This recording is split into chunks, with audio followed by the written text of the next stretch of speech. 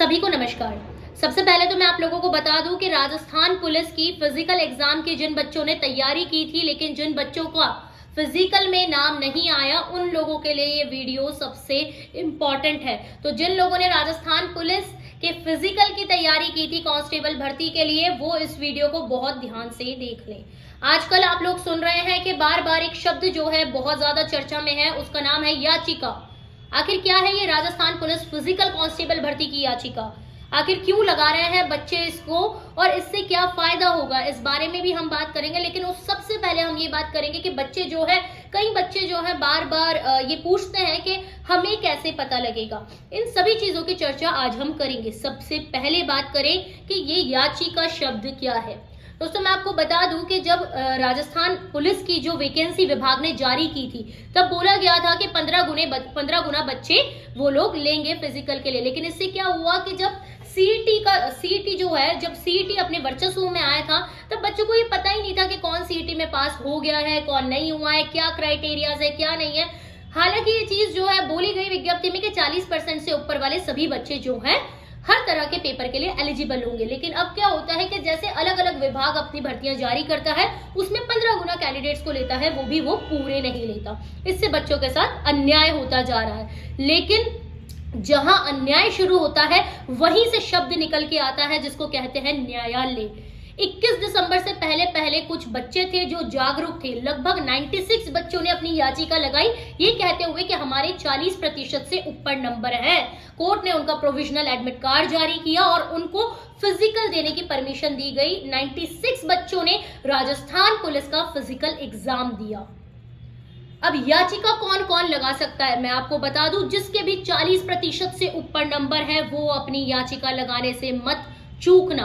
मैं फिर बोलूंगी, जिसके सीईटी में 40% से ऊपर है वो याचिका लगाने से मत चूकना। 22 जनवरी को इसकी सुनवाई होनी है और अगर भगवान ने चाहा तो सभी याचिकाकर्ता जो है हमारे वो फिजिकल दे पाएंगे। तब तक के लिए इस पूरी भर्ती पर हाईकोर्ट से रोक लगा दी गई है।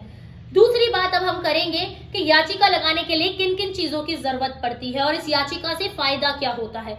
आप नीचे दिए गए नंबर पे संपर्क करके अपनी याचिका लगा सकते हैं।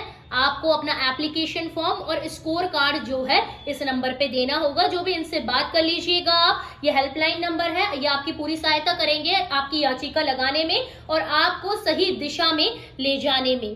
देखिए, लड़ना हमारा काम है, हम लड़ेंगे और जीतेंगे। अगर आप लोग जागरूक होते, 21 तारीख से पहले आ गए होते, तो हो सकता है आप भी फिजिकल दे रहे होते, आप भी फिजिकल दे चुके होते। चलिए खैर, अब हम बात करते हैं कि कौन कौन याचिका लगा सकता है। जो मैंने आपको बता दिया, जिसकी 40% से ऊपर नंबर है वो सभी अपनी याचिका लगा सकते हैं। कैसे लगा सकते हैं? नीचे दिए गए नंबरों पे संपर्क करके लगा सकते हैं। अब तीसरा सबसे अहम सवाल यह आता है कि हमें कैसे पता चलेगा हम याचिकाकर्ता बन गए और केवल याचिका लगाने वालों को ही फायदा होगा। ये बात जो है वो बहुत बच्चे पूछते हैं। जी हाँ, लगभग 99.99% केसेस में केवल याचिका लगाने वालों को ही फायदा मिलता है, वरना ऐसे एक आदमी याचिका लगा दे और बाकी सब घर पे बैठे रहे तो ऐसे तो सबका ही काम हो जाएगा। ऐसा नहीं होता। जो लोग न्यायालय की शरण में आते हैं, न्यायालय न्याय का मंदिर है, न्याय का आलय है, न्यायालय उनके साथ उचित न्याय करता है। अब बात करते हैं कैसे पता चलेगा आप याचिकाकर्ता बन गए हैं। देखिए, स्क्रीन पे आप लोग देख रहे हैं जिन बच्चों ने अब तक याचिका लगा दी है, जिनके सीईटी स्कोर जो है 40% से ऊपर थे। स्क्रीन पे आप लोग देख रहे हैं कुछ नंबर्स आपको दिख रहे हैं, सब इनको फाइलिंग नंबर बोलते हैं। ये 352, 347, 355, 491, 496 आदि जो है स्क्रीन पे स्क्रॉल हो रहे हैं। अब मैं आपको बताती हूँ आपको कैसे पता चलेगा। ई कोड नामक एक एप्लीकेशन आपको डाउनलोड करनी है। ये हाई कोर्ट की एप्लीकेशन है ई कोड। प्ले स्टोर पे जाके या ऐप स्टोर पे जाके आप इसको आसानी से डाउनलोड कर सकते हैं। अब देखिए, इसके बाद जो है कुछ सेटिंग्स होती है। वो सेटिंग्स जो है, जैसे हमारे पास याचिका लगा दी जाती है तो हम ग्रुप्स में बता देते हैं कि आपको ई कोड में जो है इस तरह से ये सेटिंग करनी है। जो भी हेल्पलाइन में हमारे संवाददाता बैठे रहते हैं, जो भी सहयोगी बैठे रहते हैं, वो बता देते हैं कि किस तरह से आपको क्या चेक करना है। अब देखिए, ये इनमें से हम एक फाइलिंग नंबर उठाते हैं। आप मान लीजिए एक व्यक्ति है जिनका नाम है पुष्पेंद्र, उन्होंने हमारे पास याचिका लगाई। या पुष्पेंद्र को कैसे पता चलेगा या उनके घर वालों को कैसे पता चलेगा साहब वो याचिकाकर्ता बन गया है और इस चीज का फायदा मिला तो हमारे बच्चे को मिलेगा कैसे? तो आप ये फिलिंग नंबर जो है, जिस तरह से आपको स्क्रीन पे दिखाया जा रहा है, उस फिलिंग नंबर को आप डालिए ईयर में आप 2024 डालिए क्योंकि 2024 का ये केस है और गो कर दीजिए। अब देखिए नीचे जो है ये लिखा हुआ आ रहा है कि इस नाम से कितने केसेस हाईकोर्ट की बेंच में लगे। उस पर अपन ने क्लिक किया, हमारा नाम है, हमने उस पर क्लिक किया, ऊपर ही ऊपर जो नाम आ रहा है। अब नीचे साफ देखिए पिटिशनर एंड एडवोकेट का एक ऑप्शन है, आप इस पे क्लिक कीजिए। इसमें नीचे चेक कीजिए कि आपका नाम है या नहीं। ये तो हुई पहले फिलिंग नंबर की बात। अब मान लीजिए आपका 352 वाले फिलिंग नंबर में नहीं है, तो स्क्रीन पे दिखाए जाने वाले दूसरे फिलिंग नंबर को आप लिखिए, वहां पर 2024 डालिए, फिर चेक कर लीजिए। ऐसे करके मेरे ख्याल से 6 से 7 फिलिंग नंबर्स हैं। ये उन लोगों के लिए भी है जिन्होंने अपनी याचिका लगा दी है। देखिए एक एक का नाम बताना तो अभी पॉसिबल नहीं हो पाएगा क्योंकि उस तरह की वीडियो भी लंबी हो जाएगी। इससे बेहतर है आप खुद पढ़े लिखे हैं। मैं आपको पूरी प्रोसेस बता रही हूँ कि आप ये फिलिंग नंबर्स नोट कर लीजिए। ये फिलिंग नंबर्स पेन और पेपर लेके नोट कर लीजिए और एक एक फिलिंग नंबर डाल के अपना नाम जो है आप चेक कर लीजिए।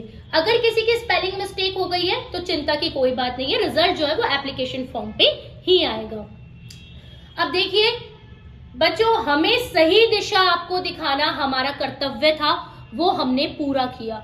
अब सही दिशा में आपको चलना है या सिर्फ घर बैठ के पछताना है, वो आपका फैसला है। क्योंकि देखिए इस तरह से तो हर विभाग अपनी अपने क्राइटेरिया फिक्स करेगा और आपका पूरा साल जो है वो पेटी पैक होकर रह जाएगा और आप घर बैठे रह जाएंगे, यानी कि इतने सालों की मेहनत धराशाही। इसलिए उठिए और अपने हकों के लिए लड़िए। और भी कई ऐसी भर्तियां हैं जो मैं आपको स्क्रीन पे दिखा रही हूँ जहां पर यही 15 गुना की वजह से कई बच्चों को बहुत सारी चीजें, बहुत सारी मुसीबतें फेस करनी पड़ रही है।